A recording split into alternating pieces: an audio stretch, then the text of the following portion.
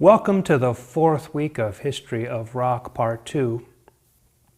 On August the 1st, 1981, MTV launched its all-music 24-hour cable TV network. Nobody had ever done anything quite like this before. It's an important moment in the history of rock music because as MTV develops, it changes the landscape of the business of music and the ways in which people are able to get to music in a way that we have seen in recent years. The internet and file sharing has changed the music business in a significant way. MTV was that kind of a situation. And so this week, we're going to talk about the music around MTV and the MTV revolution, tell the story of the cable channel and some of the groups that rode to fame on the strength of MTV and its rise, and groups that benefited tremendously from the MTV phenomenon. Remember that in the last few weeks, we have talked about the 70s and how the second half of the 70s, in many ways, we had the rise of disco, we had the rise of punk and then into new wave, and then we had the continuation of bands that had been doing pretty much the same thing in mainstream rock as they had been doing in the early 70s, with some refining and bringing together of styles toward the end of the decade. Some people call that rock at the end of the decade corporate rock and don't think it's very good, but in fact a lot of that music is the classic rock stuff that has stayed as a staple of FM rock radio. So we pick up from that story by moving into the 1980s, and we'll want to keep an eye on what happens to new wave, what happens to disco and dance music, and what happens to some of that mainstream rock as we go along. And we'll talk about all of that this week. So let's start with the origins of MTV. Interestingly enough, the origins of MTV are not in the music business at all. The origins of MTV are in the cable TV business. So in order to understand how MTV came into existence, we need to know a little bit about the history of cable TV. Now, I will be the first to admit, I am not a historian who specializes in the history of cable TV, so what you get from me is going to be a pretty rough and ready summary, but from the sources I've consulted, I think it's relatively accurate, and at least accurate enough for our purposes in terms of establishing a context around MTV. So the rise of cable television. In the United States, cable television mostly arose in places where regular television broadcasts via antenna were obstructed somehow. So if you live in a town like Pittsburgh or south of Pittsburgh, where there are lots of mountains, mountainous regions and that kind of thing, it's tough to bounce a television signal around in the right way so that you can pick it up with an antenna or a couple of rabbit ears on top of the TV.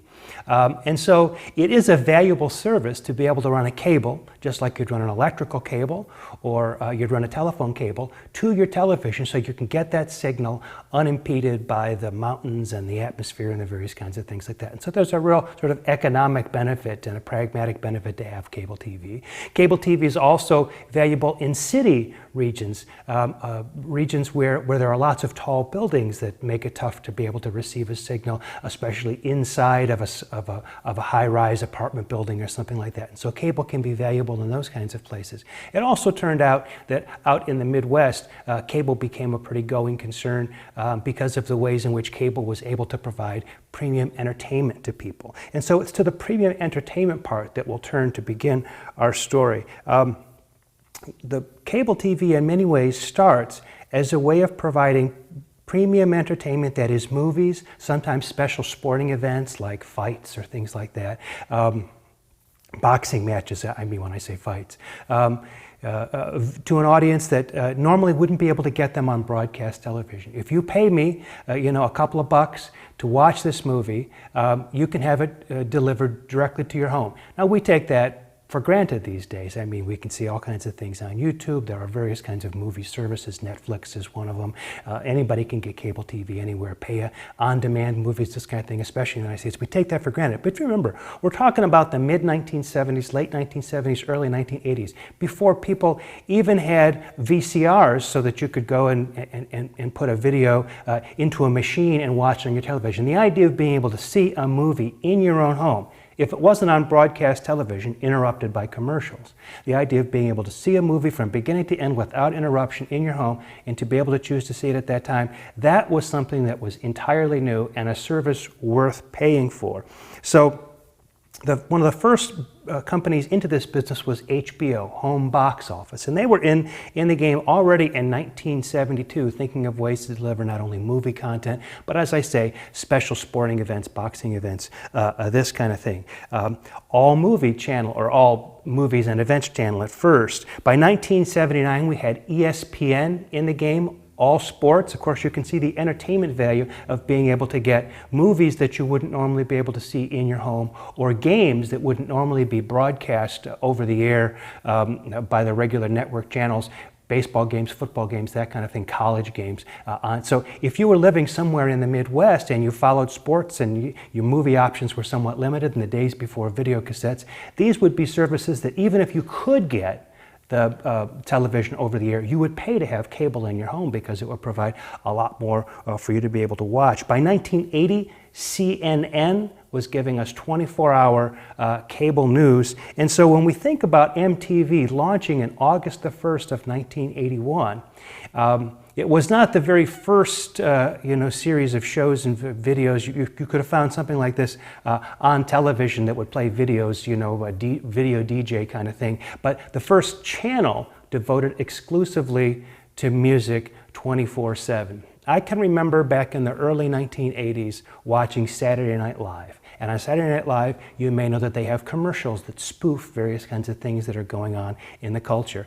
And I remember one of the channels was, one of these ads was for a cable TV outfit, and it was talking about all the different channels you could get on this cable TV. And it said, we have, an all movie channel. Okay, that's not very funny. People knew that was happening. An all sports channel. Okay, that's not so funny. An all music channel. Then they went on to say, an all weather channel, as if who would want to watch the weather 24/7? An all golf channel. An all shopping channel. And people laughed uproariously. Who could imagine all these different channels, all of them devoted to this little sort of niche interest? But that's exactly what happened. And MTV really was on the front end of that. Now, you could say, well, that's great. So MTV launches and everybody's watching these music videos. Well, it depends on whether or not you've got cable.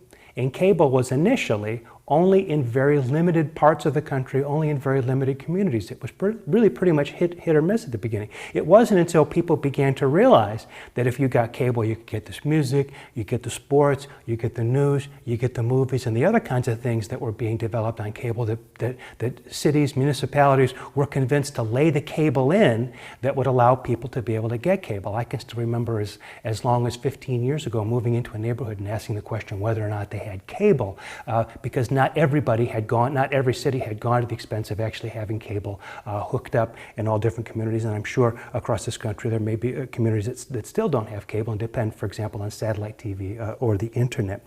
So one of the stories is not just about the launching of MTV, but the way in which MTV starts with a relatively limited audience and begins to grow as cable grows across the first half of the 1980s. When MTV was first developed, there were really sort of two schools of thought on what that channel should be.